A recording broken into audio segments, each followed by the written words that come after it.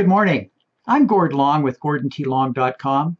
As part of our ongoing series on financial repression, I have Danielle DiMartino Booth, Chief Market Strategist of the Liscio Report, joining us this morning. Welcome, Danielle. Thank you so much for having me this morning, Gordon. Appreciate it. I've been looking forward to talking to you for a while. Richard met you up at Camp Kotok up in Maine. You were fishing up there as a group? We were way up in Maine. This was my 5th year, this annual gathering that kind of followed 9/11, and some gentlemen who walked out of the National Association for Business Economics meeting downtown has what started as a dozen men fishing in the woods of Maine has turned up to be about 50 people from all around the financial markets and economists. And we all gather and meet under Chatham House rules, fish for 3 days, and pretty much solve the world's problems. It's great fun. It sounds outstanding. I know John Malden writes about it almost every year. He does indeed. A lot of great minds there to exchange. You just finished an interview with CNBC. I did indeed. I was on with Rick Santelli for the first time. It was a lot of fun. He's a firecracker. He is. Well, Danielle, maybe you could give our listeners an overview of your backgrounds and things you've been involved with, because they may not have seen you on CNBC. So my career has been a fairly circuitous route. I started off at DLJ, Donaldson, Lufkin, and Jenrette in New York in 1996, and I dealt with private equity, which DLJ was a big merchant banking house back in the day before we were bought out by Credit Suisse, and stock buybacks, bond repurchases, so a lot of different areas of the financial markets I was introduced to in that first part of my career. After 9/11, I actually sold my book of business back to the firm, and I signed a non-compete and quote-unquote retired and became a columnist at the Dallas Morning News, where I moved to marry my husband. And it was there that I ended up meeting Warren Buffett and eventually Richard Fisher. They wrote, they read my predictions for the housing crash to come.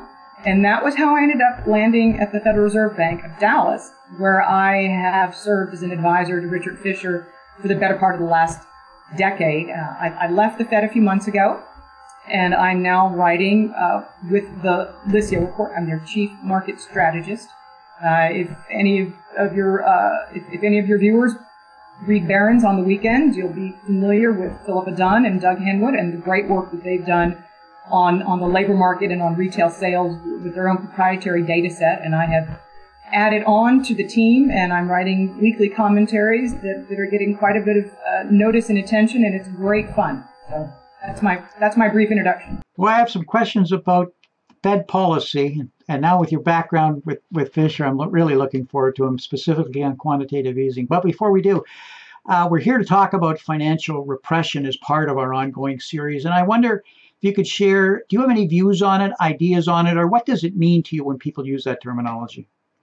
You know, it wasn't, financial repression was something that I understood in my bones, because I worked inside the Financial Repression Factory.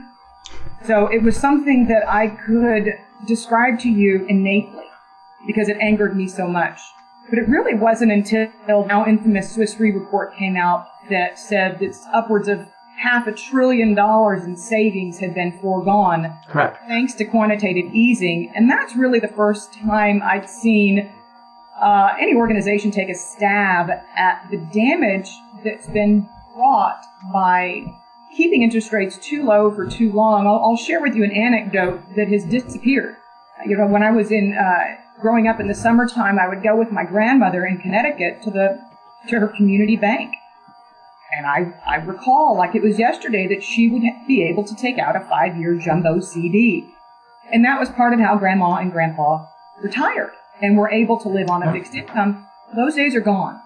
And I think that it's placed the average American who wants to be prudent retirement planning in a very precarious spot. Oh, I couldn't agree more. We've written fairly extensively about what we term pension poverty that's coming.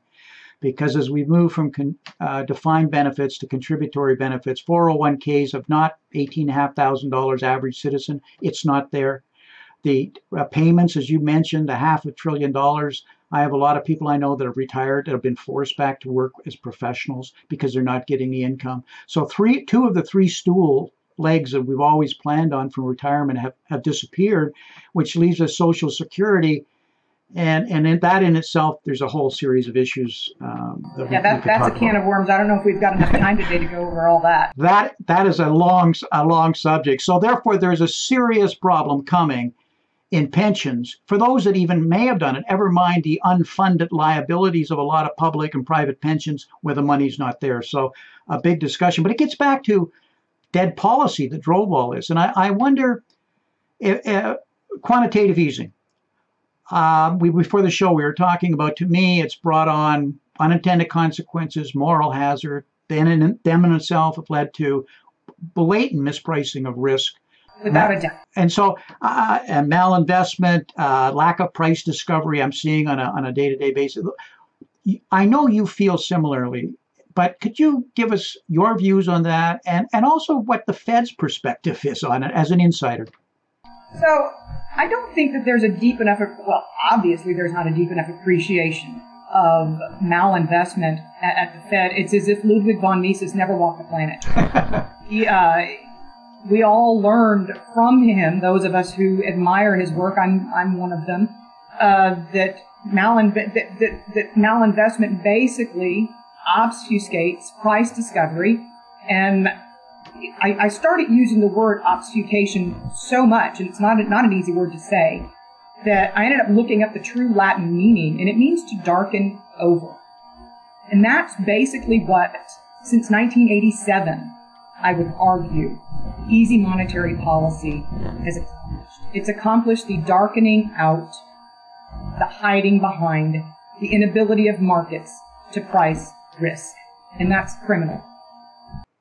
We couldn't agree with you more on that, Danielle. And the Financial Repression Authority defines financial repression with 4 key elements in it, and the fourth is what we refer to as obfuscation of data and information. There you go. And we don't refer to it as some devious conspiracy or anything. We think it's good people trying to do good things, but the data from labor numbers to GDP to inflation to all of these are seriously flawed, and therefore lead to bad policy decisions.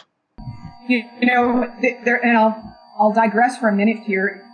I mentioned that earlier this morning I was on with Rick Santelli, and he asked me what worried me about the GDP figure, because to the naked eye, the 3.7% growth rate in the second quarter looks fantastic. My greatest concern is that policymakers at the Federal Reserve, when they meet this weekend in Jackson Hole, are going to look at the gaping differential between gross domestic product and gross domestic income and see that the gap is wider than it's been at any time since right before the beginning of the last recession and the recession that preceded it and the two that preceded it. So I'm concerned that they're going to find another excuse to put off raising interest rates. Is there another round of quantitative easing in the future? Oh gosh, please. I was horrified on Monday and Tuesday of this week with the markets gyrating as they've been to hear the term QE4. That's the last thing that I wanted to hear when we're staring down the barrel of a balance sheet that's already in excess of $4 trillion. And you may have heard the Dudley comments yesterday, the head of the New York Fed, and the minute he said less compelling, granted, he said more compelling right after that, because every economist has got an on the other hand. But nevertheless, when I heard the words less compelling come out of his mouth, I shivered. What about Fed policy regarding interest rates? What do you see unfolding there, especially with the current situation? I think that there are more reasons today than there have been in years to not raise interest rates. And that scares me, because I think that the economy is actually starting to turn. But the fact of the matter is, the Fed missed an entire interest rate hiking cycle. 2 years ago, when we were coming out of the taper tantrum, so to speak, when interest rates spiked, when Chairman Bernanke hinted that Fed purchases would begin to taper off Back then, markets had acclimated to the idea that the tightening process was going to begin, and the Fed blinked. It was then that we should have raised interest rates. Now, we have to raise interest rates because financial excesses have become so very blatant to the naked eye that they've got a separate issue on their hands to deal with, and that's that of financial stability, regardless of what economic data are saying. And don't even get me started on money market funds. That's a whole separate issue, and the fact that they're running in the red. You have written a lot of good papers, but a presentation that I had the pleasure of looking through called The Great Abdication you put together. It's a very extensive presentation. That the title is intriguing in itself, Great Abdication. Could you just highlight some of the key messages that you had in that presentation, and hopefully we can put up some of the slides from it? So, my bottom line with The Great Abdication is that, in my opinion, Congress has abdicated its leadership authority to the central bankers, to the Federal Reserve. It's been very easy for politicians in this country to crow about how the deficit has been reduced. But the fact of the matter is, it's really easy to create this illusion when you've got interest rates at the zero bound for as long as we've had interest rates so low, for generations, in fact. But if you look at what the country of Mexico has done, if you look at what prudent countries in the developed world have done, even Spain has issued a 50-year bond. Why on earth the United States has not issued longer-term debt to take advantage of low interest rates is beyond me, when we could be locking in stability in the event of a future upheaval, in the event of China eventually running through its reserves and not showing up at a treasury auction. And I'm speaking, of course, well into the future, but that's what prudent politicians should have been doing this entire time, is indemnifying the nation's balance sheet so that we're better prepared the next time there's any kind of a disruption. And we're not so beholden to the kindness of strangers in other countries to step up and buy our debt at treasury auctions. So that's the basis for the word abdication. On a broader level, it's introduced many things that we can talk about if you like, such as encouraging chief executive officers to sit on their hands and buy back shares as opposed to investing in the future. It's encouraged pension funds to go much further out on the risk spectrum than what would be prudent. So many things that this period of low interest rates had encouraged. And that's what I try to speak to when I'm referring to the great abdication. Well, there's no question your point on CEOs' behavior has dramatically shifted, and nothing could make it more evident than last quarter and the quarter before. 95% of the S&P earnings all went into either paybacks or buybacks of shares or dividends returned, which means they're not investing in top-line growth. You can see it in the CapEx or capital expenditures. So if we're not investing in the future, investing in new concepts and ideas, the jobs aren't going to come. And when I could understand a degree, but when you get to this level, it's basically we've shut down growth in America. It really has. I mean, you're talking about a generation, if you will, a generation of foregone investments. And I'll give policymakers this much. Things do play out with a lag. It's going to be a long time before we know truly what the ramifications are of a lack of investment in the future. To this degree, I would argue that Danielle, that we've changed the nature of capitalism, and that is capitalism is about savings that's reinvested into productive assets that create wealth. We're no longer doing that, as we're saying. What we're really doing is we're using credit to foster consumption in a 70% consumption economy, which is all right kind of in a short term, but more consumption does not create a free discounted cash flow, which is wealth. And therefore, it's only a matter of time before debt's too big. But the point is you didn't invest. It's like an old farmer, you ate the seed corn at the granary. And eventually, there's nothing you can do. Is that an exaggeration?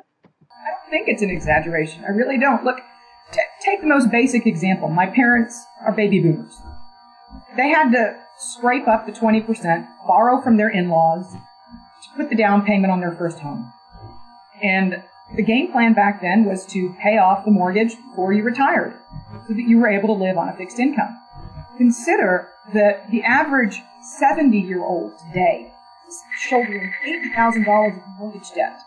And that's just ridiculous.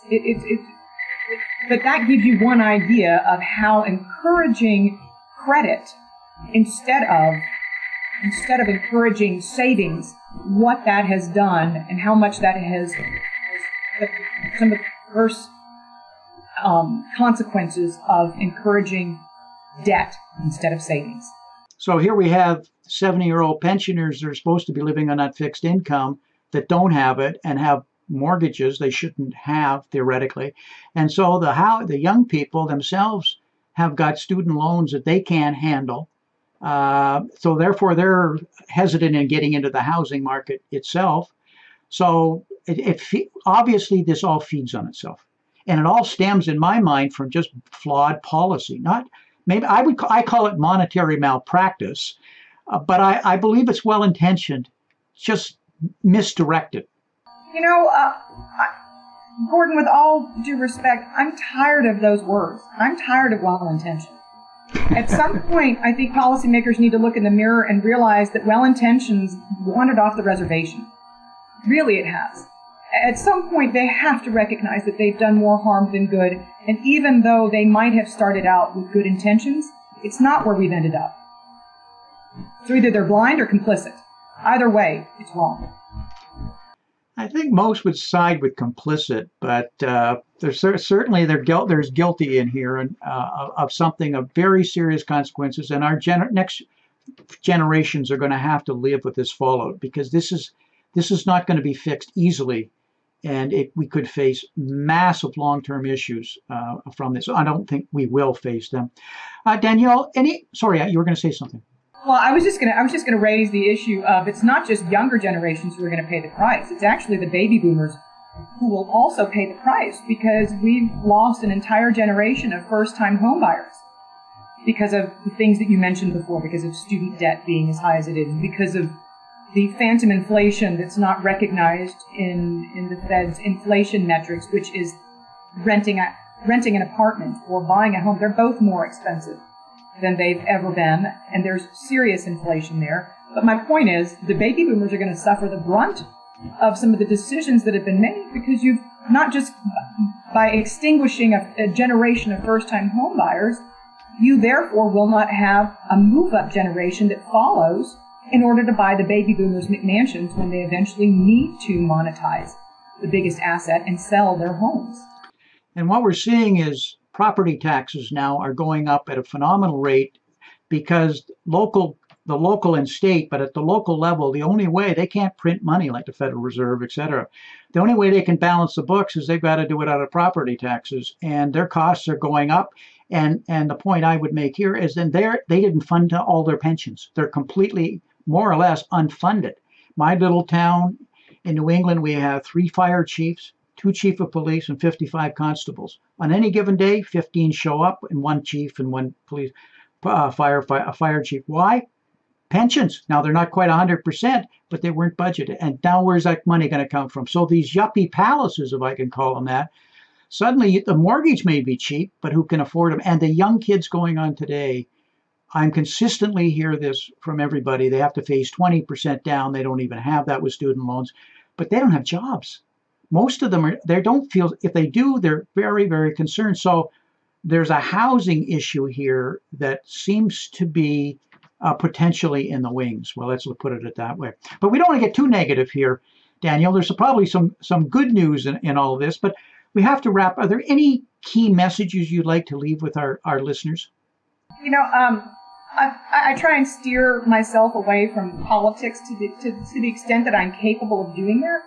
But you mentioned that we've become a society that now depends on debt. My argument for what can put this country back on a beautiful trajectory of growth is that the politicians of tomorrow address the education system in this country so that we can begin creating future generations of innovators and future generations of high income earning Americans. And I think that that needs to be addressed. And if it takes another crisis to get us there and to get our politicians to finally find the spine to address what's underlying economic malaise, then so be it. What happens is you get, when you have all of these issues, you end up with a crisis of trust. Trust in the system, in the political system, et cetera. And what that leads to is stagnation. People stop taking risk. Kids today, younger kids, are hesitant in doing that for many reasons, just survival of needing cash to live on a given day. So all of these bad policies eventually just feed on themselves and put you into a death spiral. And it terrifies me, but every day I see things that suggest that we're into a really tight death spiral. And it's going to take strong leadership, strong political policy to change that. And that's only going to come from us pushing hard at our politicians. I mean, we have to look at ourselves in the mirror, I guess. We still live in a democracy. We still have the vote, last time I checked. And I think the onus is on everybody in this country who can vote to vote, so that we can hopefully institute some changes that are very, very much needed, as you've just pointed out. Danielle, we're going to wrap now. Could you tell our listeners how they could follow more of your work, your writings? Certainly. Please go and Google the Liscio report. We put out some wonderful research. Our database is second to none. We speak to the largest state treasurers in the country in order to come up with our predictions, which means that we have a very, very, very unique value add. And my writings on a weekly basis are highly entertaining, and I think that they'll vastly appeal to your audience as well. Danielle, thank you for coming. I really appreciate it. And I have to ask you, just before we go, did you catch any fish at Camp Kotok? Oh, of course. That's the great fun. Yes, plenty of fish. And you're going back next year? Yes, sir. Okay. Talk to you again. Take care. All the best. Bye.